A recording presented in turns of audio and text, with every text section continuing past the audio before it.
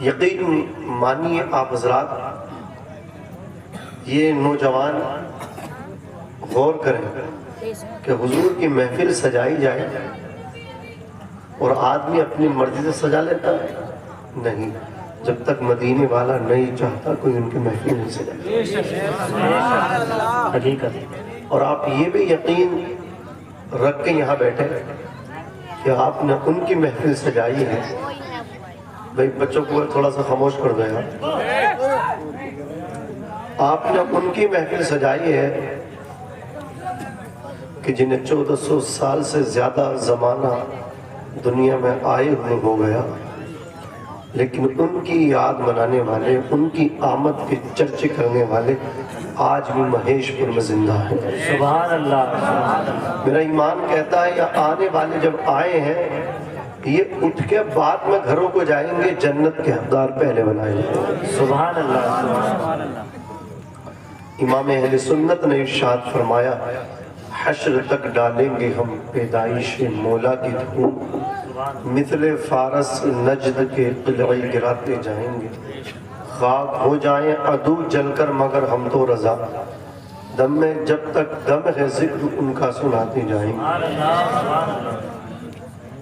آپ حضرات کے جذبات کو دیکھ کر خود مقرر ہی کیا جو محفل کا موڈ نہ سمجھ پائے، یا میں نے سمجھا کہ انہیں تاریخی باتیں بتانے کی ضرورت ہے، اتنا جوش ہے، اتنا اتساہ ہے، انہیں میں کچھ تاریخ میں لے کر کے جاؤں اور حضور کے جو پردادا ہیں ان سے تاریخ شروع کروں، پردادا سے دادا اور دادا سے پھر حضور کے والد اور پھر حضور کا جلوہ دنیا کے اندر ظہور آنا۔ یہ چند باتیں یک بات دیگر ترتیب کے ساتھ میں آپ تک پیش کر دوں، اجازت ہے آپ کی؟ سنیں گے حضور کے پردادا کا نام، حضور کے دادا کا نام، حضور کے والد ماجد کی شادی، پھر حضور کا دنیا میں آنا۔ 4 باتیں مجھے آپ سے ذکر کرنی ہے۔ پہلی بات میں حضرت ہاشم جن کا نام عمرو تھا، اللہ رب العزت نے اپنے محبوب کو وہ شان، وہ مقام عطا فرمایا کہ ساری دنیا اللہ کی رضا چاہتی ہے، لیکن اللہ میرے آقا کی رضا چاہتا ہے۔ خدا کی رضا چاہتے ہیں تو عالم، خدا چاہتا ہے رضائے محمد۔ اور امام اہل سنت نے جب قلم اٹھایا تو کہا کیا کہیں کیا نہ کہیں، کیا پیش کریں کیا پیش نہ کریں، تو کیا اٹھے امام، سرور کہوں کہ مالی کو مولا کہوں تجھے، باغ خلیل کا گل زیبا کہوں تجھے، لیکن رضا نے ختم سخن اس پہ کر دیا، خالق کا بندہ خلق کا آقا کہوں تجھے، خالق کا بندہ خلق کا آقا کہوں تجھے۔ حضرات اللہ تعالیٰ نے قرآن مقدس میں ارشاد فرمایا، قد جاءکم من اللہ نور، تحقیق کہ تمہارے پاس ایک نور آیا۔ جامع مسجد کے امام صاحب مولانا طارق صاحب اور حضرت قاری شمس صاحب اور کیا نام حضرت کا آپ کو؟ حاج ماشاءاللہ حاجی صاحب حریب اسلم حاجی صاحب بھی تشریف فرما، سید نعیم صاحب اور تمام ہمارے علماء یہ تشریف فرمائیں۔ کس کس کا نام لوں کس کس کو چھوڑوں جو ذرہ جس کا اللہ تعالیٰ نے حضور کے بارے میں کہا تمہارے پاس ایک نور آیا۔ اگر اس طرح کہہ لیا جاتا جاءکم من اللہ نور، تمہارے پاس اللہ کی جانب سے نور آیا، تو بات تب بھی مکمل ہو جاتی، لیکن جاءکم کے ساتھ قد لگایا گیا، اور ماضی پر جب قد داخل ہو جاتا ہے تو وہاں تحقیق کے معنی ہوتے ہیں، وہاں پہ زور دیا جاتا ہے، کلام کو مستحکم مضبوط کیا جاتا ہے۔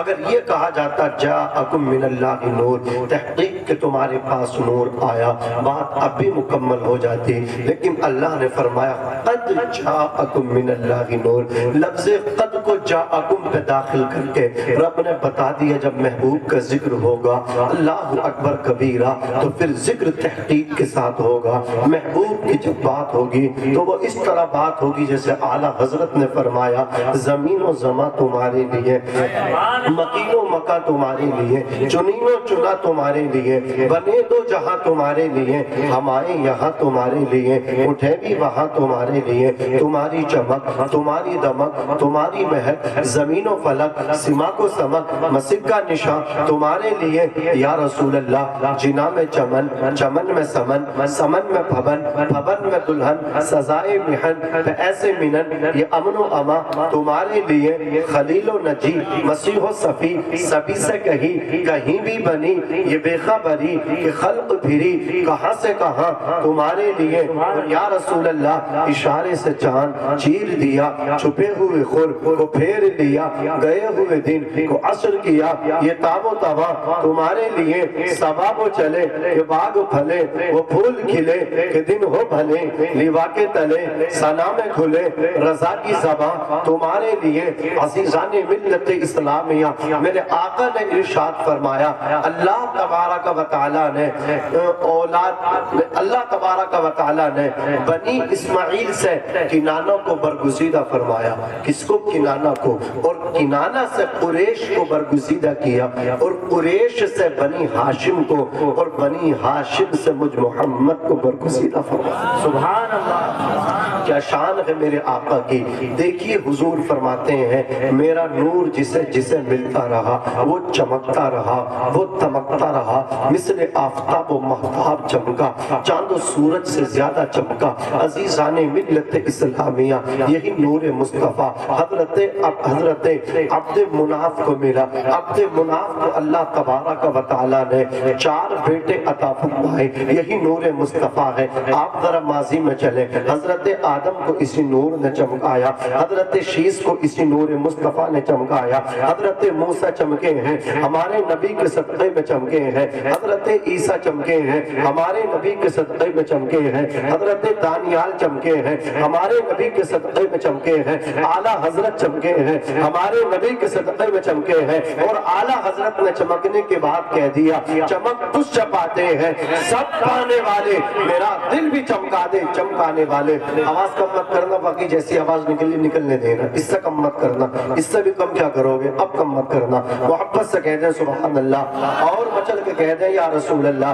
अज़ीज़ाने मिल्लत इस्लामिया, अल्लाह तबारक व तआला ने हजरत अब्द मुनाफ को मेरे नबी का नूर अता फरमाया। फिर अब्द मुनाफ को 4 बेटे अता फरमाए। एक बेटे का नाम नौफल है, एक बेटे का नाम अब्द शम्स है, एक बेटे का नाम मुत्तलिब है, एक बेटे का नाम अमर है।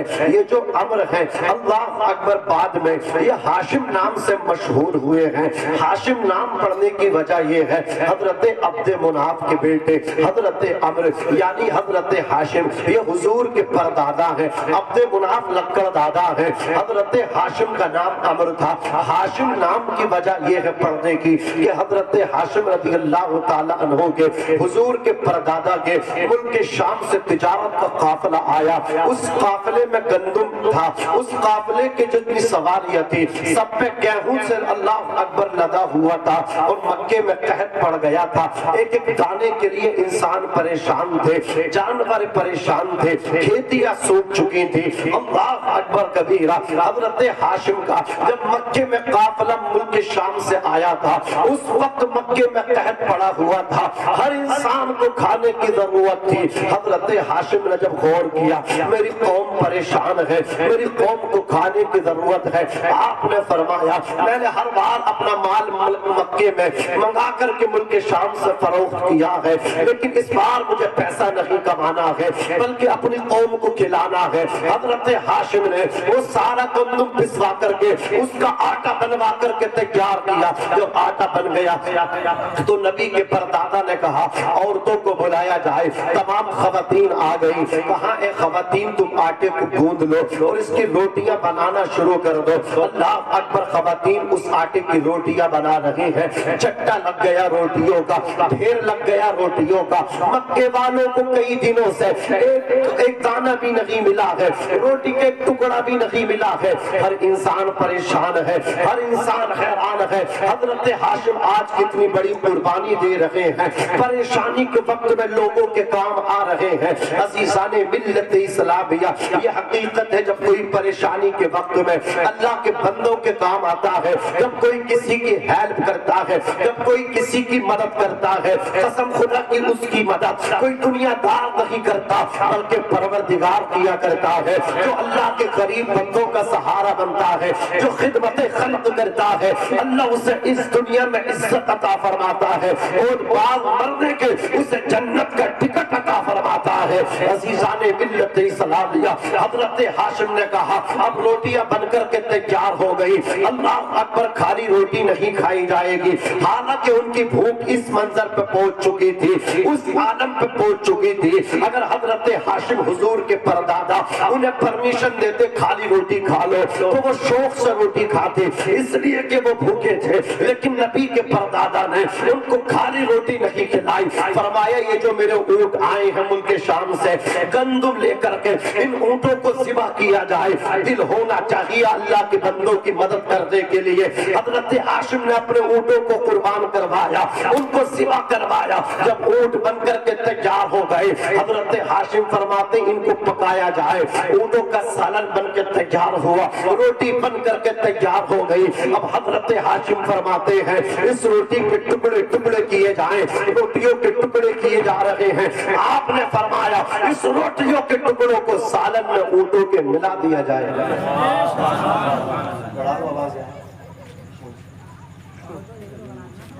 تم سمجھو نا، تم سے کہیں ہم یہ ڈسٹرب ہوں گے، یہ اشارے سمجھو تم سے اور غصہ کر رہے ہو، ذرا زور سے بولو سبحان اللہ۔ سبحان اللہ، یہ حالت ہے یار ان کا، ہمارا بالکل ایک دم دونوں کا ساتھ ہوتا ہے جلسے میں، مائک والوں کو اور تقریر کرنے والوں کو، پھر بھی ان سے کہا جائے گا تو آپ ڈسٹرب نہیں ہوں گے؟ بتائیے آپ، میں ان سے کہوں آواز بڑھاؤ، آپ کہو گے یار مولانا بالکل تھکے ہوئے ہیں کیا؟ سمجھو یار، میں منگل کے دن سے گھر سے نکلا ہوں ابھی تک نہیں پہنچا ہوں، سمجھ رہے آپ، سفر میں ہوں، بس اللہ پاک اپنے حبیب کی ثنا کروا رہا ہے، اللہ پاک قبول فرمائے، ہمارے جمع ہونے کو قبول فرمائے۔ میری عادت ہے میں کہتا نہیں، بس اشارہ کرتا ہوں، اور بس اشارہ بھی اس لیے کر رہا ہوں جتنی آواز ہے اس سے کم کر سکتے ہو، مجھے پتا ہے کنجوسی کی بھی ایک وقت ہوتی ہے، جو کوئی نہیں کہتا نا اس کے ساتھ ایسے ہی کیا جاتا ہے۔ اب میں چیخ رہا ہوں تو مجھے ڈر ہے اور کم کر لیں گے، بس میں نے آپ سے اشارہ کیا اس سے کم مت کرنا، محبت سے بولو سبحان اللہ، اور مچل کے بولو یا رسول اللہ۔ ابن اللہ عشق ہے روتا ہے کیا، آگے آگے دیکھیے ہوتا ہے کیا، میں اکیلا ہی چلاتا جانب منزل مگر لوگ ساتھ آتے گئے اور کارواں بنتا گیا۔ حضرت ہاشم نے حضرات اپنی مطلب جو روٹیاں بنوائی تھیں ان کے ٹکڑے کروائے، اونٹوں کے سالن میں ان کو مکس کروایا، اور یہ جو روٹی کے ٹکڑے سالن میں مل کے جب کھانا تیار تھا، اہل عرب اس کو سرید کہتے تھے، اور سرید کے بانٹنے والے کو ہاشم کہتے تھے، یعنی جو روٹی کے ٹکڑے سالن میں ملا کر کے بانٹے، یعنی جو سونپ بانٹے اسے ہاشم کہتے تھے اہل عرب۔ نام عبد مناف نے عمر رکھا تھا، لیکن یہ جو لوگوں کو کھانا آپ نے بٹوایا اس وجہ سے آپ کا نام ہاشم پڑ گیا۔ عزیزان ملت اسلامیہ، میں آپ کو تاریخ کے پنے آپ کے سامنے الٹنا چاہتا ہوں۔ حضرت ہاشم رضی اللہ تعالی عنہ نوجوان تھے، اور ان کے چمکنے کی ایک واحد وجہ یہ تھی ان کی پیشانی میں ہمارے نبی کا نور چمکا کرتا تھا۔ حضرت ہاشم مکے کی سرزمین سے ملک شام تجارت کے لیے جا رہے ہیں۔ ملک شام اور مکے کے درمیان میں ایک بستی پڑتی تھی جس کو پہلے یثرب کہا جاتا تھا اور آج مدینہ کہا جاتا ہے۔ یثرب کے معنی آتے ہیں دار البوا، یعنی بیماریوں کا گھر۔ میرے نبی کے جانے سے پہلے مدینہ بیماریوں کا گھر تھا، لیکن مصطفیٰ جب وہاں تشریف لاتے ہیں اب وہ بیماریوں کا گھر نہیں بلکہ دار الشفا بن جاتا ہے۔ استاد زمن نے کہا تھا نہ ہو آرام جس بیمار کو سارے زمانے سے، اٹھا لے آئے تھوڑی خاک ان کے آستانے سے۔ ابھی سید نعیم صاحب قبلہ نے مدینے کے حوالے سے آپ کے سامنے کلام پیش کیا تھا۔ اللہ اکبر، کسی شاعر نے کہا اللہ اکبر کبیرہ، کوئی شاعر کہتا ہے خدا شاہد ہے وہ بازار بازار لگتا ہے مدینے میں، جو دنیا میں نہیں ملتا وہ ملتا ہے مدینے میں۔ عرب کی سرزمین پہ ایسی کچھ راتیں بھی ہوتی ہیں، مدینہ اور جنت کی ملاقاتیں بھی ہوتی ہیں۔ میرے سرکار کا دیوانہ ہے، پاگل نہیں کہنا، میاں اس کی مدینے والے سے باتیں بھی ہوتی ہیں، میاں اس کی مدینے والے سے باتیں بھی ہوتی ہیں۔ عزیزان ملت اسلامیہ، یہ ہے شہر مدینہ۔ اللہ اکبر کبیرہ۔ اویس کرمی جاتے ہیں تو مدینے کے پتھروں کو چومتے ہیں۔ امام مالک اللہ اکبر جب چلتے تھے مدینے کی در و دیواروں کو چوم کر کے چلا کرتے تھے۔ وہ مدینہ ہے جہاں اللہ اکبر قدموں سے جانا بھی بے ادبی ہے، اس شاپ کو وہاں سر کے بل جاتے ہیں۔ عزیزان ملت اسلامیہ، امام اہل سنت نے کہا وہ سوئے لالا زار پھرتے ہیں، تیرے دن اے بہار پھرتے ہیں، وہ سوئے لالا زار پھرتے ہیں، تیرے دن اے بہار پھرتے ہیں۔ اس گلی کا گدا ہوں میں جس میں مانگتے تاجدار پھرتے ہیں، اس گلی کا گدا ہوں میں جس میں مانگتے تاجدار پھرتے ہیں۔ عزیزان ملت اسلامیہ، حضرت ہاشم کی نظر یثرب شہر پر پڑتی ہے، وہاں ایک خاتون اپنے شوپ دکان میں بیٹھی ہوئی ہے، اس عورت کے چہرے پر حضور کے پردادا کی نظر پڑی۔ آپ نے اس عورت کو پیغام نکاح کسی دوسرے آدمی کے ذریعے دیا۔ حضرت سلمہ نے حضرت ہاشم کے پیغام نکاح کو جب سنا تو آپ نے کہا میں نے پہلا نکاح کیا تھا، میرے شوہر کا انتقال ہو گیا، اب میں نے یہ ارادہ کیا ہے پوری زندگی تنہا گزار دوں گی، پوری زندگی اکیلے گزار دوں گی، دوسرا نکاح نہیں کروں گی۔ اور یہ کہہ کر کے آپ نے ٹھکرا دیا۔ ان کی سہیلیوں کو پتا چلا، سہیلیوں نے آ کر کے کہا سلمہ تیرا دماغ خراب ہو گیا۔ کہا کیا مطلب؟ بولے تو نے ایسے جوان سے رشتہ ٹھکرایا ہے؟ جانتی ہے قریش کی ہر شہزادی ہاشم کے نکاح میں جانے کے لیے بیتاب ہے، ان کی زوجیت میں جانے کو اپنی زندگی کی معراج تصور کرتی ہے۔ کہا کیا کیا جائے؟ کہا سلمہ اپنے ارادے کو واپس کر لو، اپنے فیصلے کو واپس لے لو، اپنے قول سے رجوع کر لو اور ہاشم کے نکاح میں چلی جاؤ۔ حضرت سلمہ نے حضرت ہاشم کو جواب اب جو تھا نا مثبت میں دے دیا، حضرت گرامی پوزیٹیو جواب اب دے دیا۔ حضرت ہاشم کو ہاں میں جواب ملا، نکاح ہوا حضور کے پردادا کا حضرت سلمہ کے ساتھ۔ اب ذرا آپ دیکھیں نبی کے پردادا نے جب اپنی بیوی سے ملاقات کی تو ان کو یثرب سے مکہ لے کر نہیں آئے بلکہ اپنی سسرال میں ہی اپنی بیوی سے آپ نے خلوت صحیحہ کی۔ اللہ اکبر کبیرہ۔ ایک شب میرے نبی کا نور جو حضرت ہاشم کی پشت میں چمکا کرتا تھا وہ حضرت ہاشم کی پشت سے منتقل ہو کر کے بشکل حمل حضرت سلمہ کے شکم میں آ گیا۔ شکم مادر میں بشکل حمل نور مصطفیٰ پہنچا ہے۔ چند دن ابھی گزرے ہیں، چند مہینے گزرے ہیں کہ بشکل حمل نور مصطفیٰ شکم مادر میں ہے۔ قسم خدا کی حضرت ہاشم کا انتقال ہو گیا۔ جیسے ہی حضرت سلمہ کو پتا چلا آپ زمین پہ گر گئی، بیٹھ گئی اور آپ نے اپنی سہیلیوں کو بلا کر کے کہا تھا میں نے پہلے تم سے کہا تھا، میں نے ہاشم کو نگیٹو جواب دیا تھا، میں نے ہاشم کو منفی میں جواب دیا تھا، لیکن تم نے مجھے سمجھایا اور میں نے ہاشم کے نکاح میں جانے کو قبول کیا اور میں ہاشم کے نکاح میں چلی گئی۔ دیکھو آج میرے سر کا سہارا چھن گیا، دیکھو آج میرا سہارا چھوٹ گیا، دیکھو آج میرے شوہر کا انتقال ہو گیا، دیکھو دوسری مرتبہ میں بیوہ ہو گئی۔ عزیزان ملت اسلامیہ، ان کی سہیلیوں نے سمجھایا سلمہ تیری بات ٹھیک ہے کہ تیرے شوہر کا سایہ سر سے اٹھ گیا، لیکن تو خوش نصیب بھی تو ہے، تیرے شکم میں تیرے شوہر کی امانت ہے، ہو سکتا ہے وہ چمتکار ہو سکتا ہے وہ تیرے شوہر کی نشانی بھی بنے اور تیرے بڑھاپے کا سہارا بھی بن جائے۔ حضرت سلمہ کہتی ہیں میں اپنے دکھ اور درد کو اس طرح بانٹ لیتی تھی، جب ہاشم کا خیال آتا تھا میں چیخیں مارتی تھی، لیکن جب اپنے اوپر نظر ڈالتی تھی میرے شکم میں ہاشم کی امانت بھی تو بشکل حمل پل رہی ہے، ممکن ہے وہ بچہ ہو، ممکن ہے وہ بیٹا ہو، میرے شوہر ہاشم کی نشانی بن جائے اور میرا سہارا دست و بازو بن جائے۔ حضرت سلمہ کہتی میں اپنے شوہر کی امانت کو اپنے شکم پیٹ میں خوشی خوشی اللہ اکبر کبیرہ پرورش کر رہی ہو، خوشی خوشی اپنے شوہر کی امانت کا وزن برداشت کر رہی ہو۔ آخر وہ ساعت وہ پربہار ساعت آئی کہ میرے شکم میں جو ہاشم کی امانت تھی ایک دن وہ دنیا کے اندر آئی، اللہ اکبر کبیرہ، اور وہ امانت بیٹی بن کے نہیں بلکہ بیٹا بن کر کے آئی، لڑکی بن کے نہیں بلکہ لڑکا بن کر کے وہ امانت آئی۔ وہ جو لڑکا پیدا ہوا، ہاشم کی نشانی جو پیدا ہوا، وہ نہایت ہی حسین و جمیل تھا، وہ بہت زیادہ وجیح و شکیل تھا، اس کے لب و رخسار بڑے خوبصورت تھے۔ لیکن عجیب بات یہ تھی، جو بچے پیدا ہوتے ہیں ان کے سر کے بال سفید کالے ہوتے ہیں، لیکن آج ہاشم کی نشانی بن کر جو بچہ پیدا ہوا ہے اس کے سر کے بال کالے نہیں، سر کے بال سفید ہیں۔ یثرب والے آ کر کے دیکھتے تھے سلمان نے بہت خوبصورت بچہ جنا ہے، لیکن بال سر کے کالے نہیں سفید ہیں، اور اہل عرب سفید بال والوں کو شیبہ کہتے تھے۔ تو اللہ اکبر، سلمہ کے بیٹے کو یثرب والے دیکھتے تھے اور دیکھ کر کے کہتے تھے ہاذا شیبہ، یہ تو بزرگ بن کر کے پیدا ہوا ہے، یہ تو بوڑھا بن کر کے پیدا ہوا ہے۔ اب حضرت سلمہ کے بیٹے کا نام اللہ اکبر شیبہ پڑ گیا۔ حضرت سلمہ کہتی ہے میرے بیٹے کی عمر شریف جب 9 برس کی ہو گئی تو اپنے دوستوں کے ساتھ جنگل میں شکار کھیلنے جاتے تھے۔